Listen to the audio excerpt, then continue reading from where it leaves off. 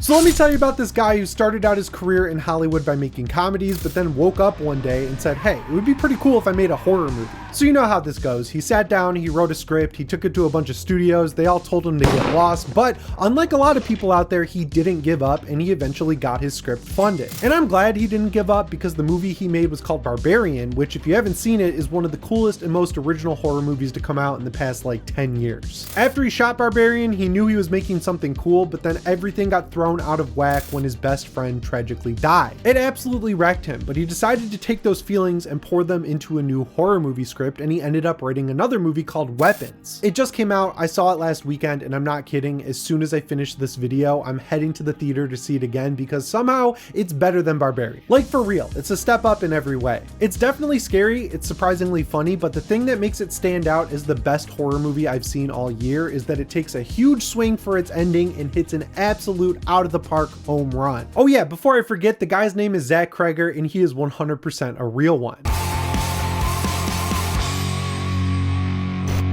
Pop quiz. What do Zach Cregger, Jordan Peele, John Krasinski, and Danny McBride all have in common? Every one of those dudes started out in comedy before switching to horror and finding bigger success in that genre than they'd ever had before. It's a little bit different with Zach Cregger though, because before he jumped to horror, his career was all over the place. It wasn't bad or anything, he just never really managed to hit the mainstream with his stuff like Key and Peele, The Office, or Vice Principals. His movie Miss March was huge with my friend group. We all used to stay up late watching the IFC channel to catch reruns of The Whitest Kids You Know, but once we got to college, we all moved on to other stuff and those memories got pushed to the back of my head. But then one day in 2021, I was refreshing my Twitter feed and I saw a bunch of posts fly up that said Trevor Moore, the guy who made that movie and that TV show with Zach Cregger, had tragically died after falling off the balcony at his house in LA. I'm kind of numb to the celebrity obituary stuff on Twitter because these days it kind of feels like engagement farming, but that one really hit me right in the heart because it brought back a ton of great memories from high school that I hadn't thought about in years. These guys were best friends on top of being co-collaborators, so Cregger was obviously devastated, but he was deep in post-production on his big horror movie, so he knew he had to find a creative outlet that wasn't self-destructive for all of his grief and everything else he was feeling. So while he was still editing Barbarian, he just started writing, and what he came up with was his next script for the movie that we now know as Weapons. He started with that core idea that's in all the trailers and on the poster, where at 2:17 in the morning one night, a bunch of kids in one class woke up, ran out the door, and never came back. The script was heavily inspired by the movie Magnolias, where you'd see one complete story told through the perspective of multiple different characters, and then they all converge for the climax of the movie. And the raw, messy, emotional characters that he wrote for the story were all inspired by Ari Aster's breakout hit Hereditary. It's a winning combination for sure, because even though it's a combination of two movies, it actually ends up feeling new and original, and also you could argue all day long about who the main character is in this movie thanks to that Magnolia structure. It puts extended focus on multiple characters, giving them their own sections of the movie. So at first you think Julia Garner's Justine Gandy is the main character, but right when you start to get comfortable with her, it switches to Josh Brolin's Archer. If you have the context of why this script was written going in, even a dumbass like me can figure out that the kids disappearing relates really easily to what happened to Trevor Moore. Everything was going fine in Maybrook, Pennsylvania, but then bam, one night everything changes the town forever. And back in 2021, everything was going great for Cregger and Moore. They were working on a new movie called Mars together, and then bam, everything changed forever. And following a group of wildly different characters like a principal, a teacher, a local parent, an opportunistic junkie, a cop is a great way to show that your proximity to an event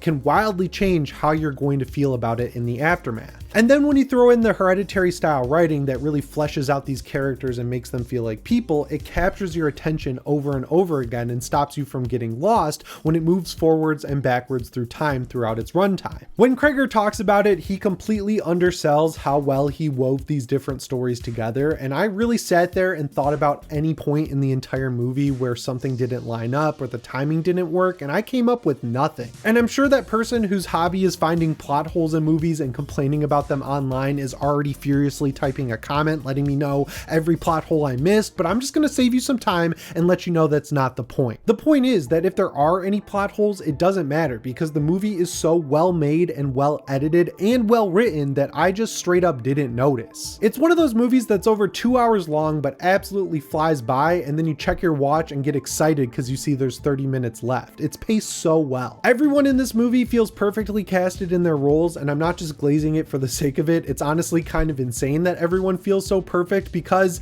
they had to recast the entire movie thanks to the writer's strike. Actually, everyone except Austin Abrams got recast, and he got rewarded for hanging on because he's starring in Cregger's Resident Evil movie that he's working on right now. Julia Gardner was almost this person whose name I can't pronounce, Josh Brolin was almost Pedro Pascal, Alden Ehrenreich was almost Tom Burke, and Benedict Wong was almost Brian Tyree Henry. I am so sick of Pedro Pascal being in everything, and after seeing this movie, I cannot imagine anyone else in the role of Archer other than Josh Brolin. His performance reminded me of Prisoners of all movies because ironically it's a very similar movie to this one in the sense that when I was watching that movie, I did not see Hugh Jackman. I saw a father who will do anything to get his kid back, and that's exactly what I saw in Josh Brolin's character when I was watching Weapons. The same thing goes for Julia Gardner, who I obviously knew from Ozark because that show rules, and she's awesome in it. I've been waiting for Hollywood to notice her because even when she's in bad movies like Wolfman, she's nothing short of excellent, and it just feels weird that they've passed her over this long. Everyone else I think would have been fine as their original actors, but either way, the writer's strike kind of came in clutch for Cregger with this one. The new cast is perfect. If you can't tell, I think this movie's incredible, so when I went on Twitter after seeing it and saw people complaining that it's not about anything, I looked at my phone and said literally how. When I watch a movie, I just want to be entertained first and foremost, and this one easily cleared that bar, but the reason it's really sticking with me is because every day since I've seen it, I've been thinking about all the different things it's about. I don't know how you could miss that it's about grief and finding these missing kids, which is good enough on its own, but there's also another very clear theme throughout this movie, which is parasites. And just to prove it's a theme, I'll tell you all the places that parasites are in clear view throughout this movie. During a classroom scene early on in the movie, before the kids disappear, Miss Gandy is teaching a lesson about parasites and she asks for an example, and one of the kids screams out tapeworms. There's another overt reference later on in the movie during Marcus's segment. They're sitting down to eat their 7 hot dogs, and the show playing on the TV is about cordyceps, and I immediately recognized that because it's either from the Last of Us games or the TV show. If you didn't know, the virus in The Last of Us is cordyceps that transfers to humans, takes control of them, and essentially turns them into zombies. So like there's another direct reference to parasites within the actual movie. There are even more, and I'm going to explain them, but before I do that, I'm going to tell you why I think people are missing them. If you watch anything that came out in the past 2 or 3 years, you'll notice that the characters describe everything they're doing in excruciating detail repeatedly throughout the entire runtime. Netflix is 100% the chief offender in this regard. They literally make stuff that's made to be quote unquote watched while you're on your phone scrolling through Twitter. So when the characters are doing anything in these shows or movies, they'll narrate what they're doing and then repeat it multiple times. So if you're not watching, you still know what's going on. So I stopped watching Netflix stuff for a while, but I watched Happy Gilmore 2 with my friends, and they've evolved this tactic to just show you everything. Like when there's a callback to anything that happened in the first movie, they just play that moment from the first movie, but it's even worse because it's AI enhanced. It's also edited like a Mr. Beast video where things just happen. Nothing ever gets to breathe. It's scene to scene to scene. And then on the horror side of things, they're really scared to let people think about what's happening in these movies. So just in case you missed what's going on, they always go find someone who dealt with what they're dealing with currently, and they explain everything that's going on and how to beat the monster. It happened in Smile, it happened in Insidious, it happened in Evil Dead Rise. It is all over the horror movie space. But what makes Weapons awesome is it doesn't do any of that. It does show you the same things twice, but it's from different characters' perspectives. So things are moved around, the dialogue's a little bit different because people remember things differently, and it doesn't beat you over the head with the parasite theme. It plants it in your head early in the background so you think about it throughout the movie, and then when you leave, you keep thinking about it and try to connect it to different things that happen within the movie. So the first not overt parasite that I thought about after seeing the movie was Aunt Gladys, the villain of the movie. She's a parasite in the sense that she uses her pokey stick to take control of characters like Archer, Alex's parents, Alex's class, Marcus, Paul, James, like pretty much everyone in this movie. And then when she has control, she makes them Naruto run across town to Alex's house, where she then saps their life force to heal her of whatever sickness she has. I mean, I don't know what she's got. She's obviously old because she uses the word consumption, which is like an 1800s disease. Speaking of James, his addiction is 100% a parasite. It causes him to be desperate so that he breaks into Alex's Alex's house. He breaks into cars to steal iPads to sell at the pawn shop. He lives out in a tent in the woods, all in service of feeding his addiction and getting his next hit. And it results in him walking right into Gladys's arms, basically, because he's trying to get the $50,000 reward after he sees all the kids in Alex's basement. The addiction needs to be fed, so it makes him continue to make dumb decisions until it results in him getting his head blown off by Justine. It's a pretty brutal parasite. And sticking with addiction as a parasite, Miss Gandy is clearly an alcoholic, and that causes her to make dumb decisions. After she gets chased out of the assembly, Marcus says go home and lock your door, but of course she stops at the liquor store and grabs 2 handles of vodka on her way home, and that gives Archer enough time to pull up at her house just far enough away where she won't see him, and that gives him time to go write witch on her car and paint. And then when she's staking out in front of Alex's house to try and figure out if he's okay, she passes out because she's so drunk, and then Alex's mom creepily walks outside of the house with a pair of shears, crawls in the back of Miss Gandy's car and cuts off a lock of her hair. That was the scariest scene in the movie. I do not get scared by horror movies anymore because I've seen so many of them.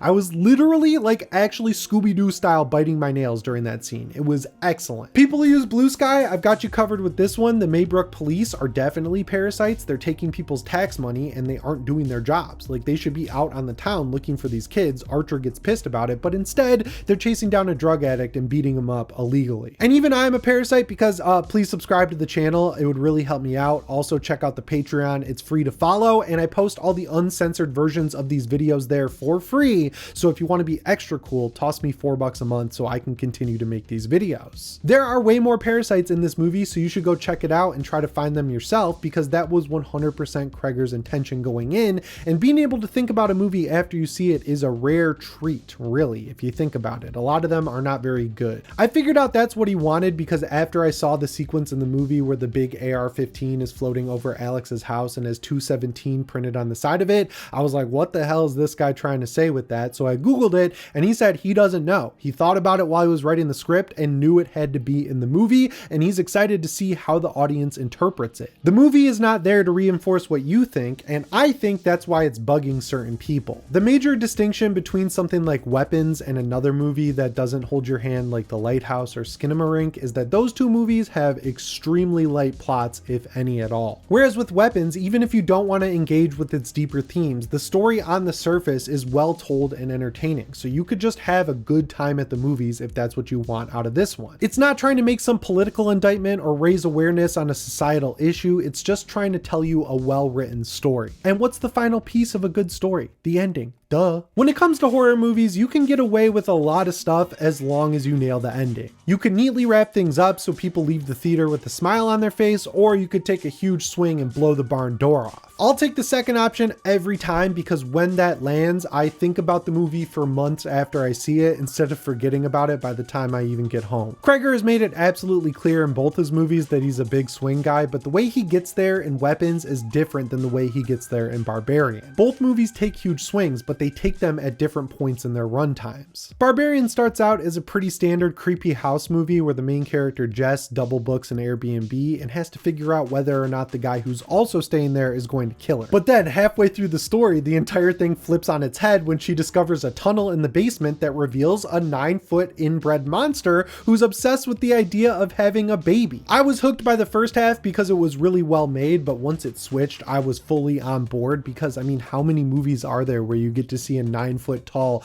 inbred monster who walks around going baby? But for some people, that bait and switch killed the story's momentum and they felt like it never really recovered, so Cregger took those people into account for Weapons and met them in the middle. Instead of taking two halves of two different horror movies and stitching them together, he tells one complete story and then turns up the burner as it goes on until the lid blows off, bounces off the ceiling and hits you in the forehead and knocks you out. No, that's never happened to me. Why do you ask? The buildup only works because Gladys isn't a surprise twist villain. She's peppered throughout the movie in short bursts before you get to the third act where she becomes a major character and the driving force for the entire ending. I think she shows up first in the dream sequences that Justine and Archer has, then she shows up in the woods when James is running away from Paul, and then her powers are fully revealed right before the third act when she shows up at Marcus's house and sends him after Justine. So when the hits the fan, it's all payoff. In the chaos of everyone converging on Alex's house, he's able to grab the witch stick and sick all of the kids in the basement on Gladys, and it is glorious. The image of 17 kids chasing this old witch through a town around, jumping through windows, jumping through a door, jumping through a fence, and then finally catching her and ripping her to shreds is hilarious, but they show just enough gore when she finally dies that it splits the difference between horror and comedy perfectly. Weapons has a clear-cut villain, its finale is earned over its 2-hour runtime, and the morally good characters come out as winners in the end. There's consequences of Gladys's parasitic takeover as well. Alex's parents and the kids from the basement have to literally regrow their souls after they've been sapped by her, which ultimately makes her a stronger villain in the end, at least in my opinion. Instead of reading the feedback to Barbarian, doubling down on it, and making a petty sequel like Todd Phillips did with Joker 2, Zach Cregger internalized the feedback, took it to heart, and ended up making a better movie using it, which ultimately makes him proven to be not a one-hit wonder. So he's got 2 successful original horror movies under his belt. Where does he go from here? You'd think he'd want to do an original horror movie, but it turns out he's making a stop in Raccoon City to reboot the Resident Evil franchise. People definitely have opinions about this, but I'm going to convince you why it's a good idea. First of all, Cregger broke a trend that popped up during the early 2010s where a horror director would come on the map with a huge success and then they'd immediately get thrown in superhero jail. Lights Out was followed up by Shazam, Sinister was followed up by Doctor Strange, and The Conjuring was followed up by Aquaman, and man did that suck. Cregger followed up Barbarian with an even better original horror movie, so people's pattern recognition kicked in and everyone just assumed he'd move on to a third original horror movie. But for this Resident Evil movie, he's following the same path that he did with Weapons and meeting the audience in the middle. First of all, he is jumping from a horror movie to a big IP, but instead of doing superhero stuff, he's making another horror movie, which I love. And look, Resident Evil is my all-time #1 favorite video game series. Resident Evil 4 is my all-time favorite video game, so selfishly, I want a good director like Cregger involved in whatever they do next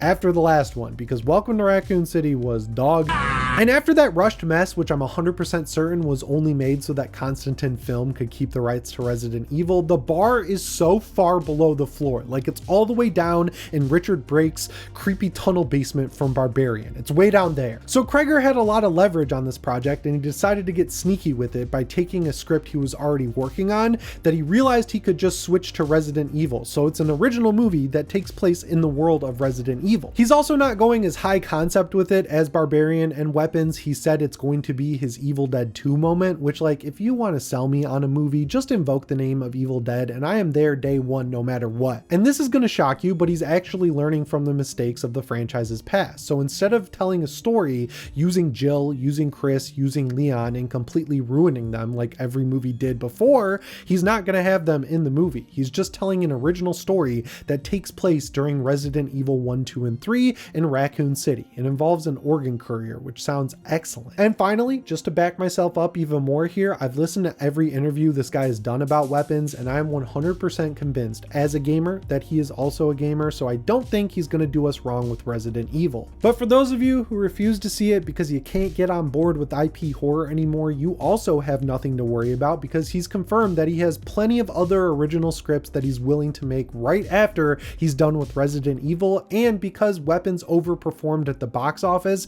Warner Brothers is already beating down this dude's door for a Weapons sequel, which is actually a prequel about Aunt Gladys, and I kind of hope that one doesn't happen. So any way you slice it, we're going to be seeing a lot more horror movies from Zach Cregger over the next few years, and I just couldn't be more excited. He better not screw up Resident Evil though, because no matter what, he's going to be known after that movie as the Resident Evil guy, and how people say that is 100% determined by that movie's quality. Zach Cregger's horror career has been nothing short of insane, man. Like, he started at the top with Barbarian and just kept climbing. He proved the mountain was taller than we thought. Even when he was presented with a huge personal tragedy, he had the maturity and the talent to take the emotions he felt and create a really good horror movie from it, which is the best way to handle a situation like that. And now he's about to climb one of the biggest mountains in Hollywood, which is successfully adapting a video game, and I honestly feel pretty good about where that movie's heading. It's easy to see why Hollywood loves him so much right now. His stuff is cheap and it makes a lot of money, but the reason I think he's so cool is because he doesn't treat the audience like a baby. He makes stuff that's genuinely new, interesting, and original, and I hope he keeps doing it going well into the future. His story is also really inspiring to me because I've been doing YouTube for a long time, and he has proven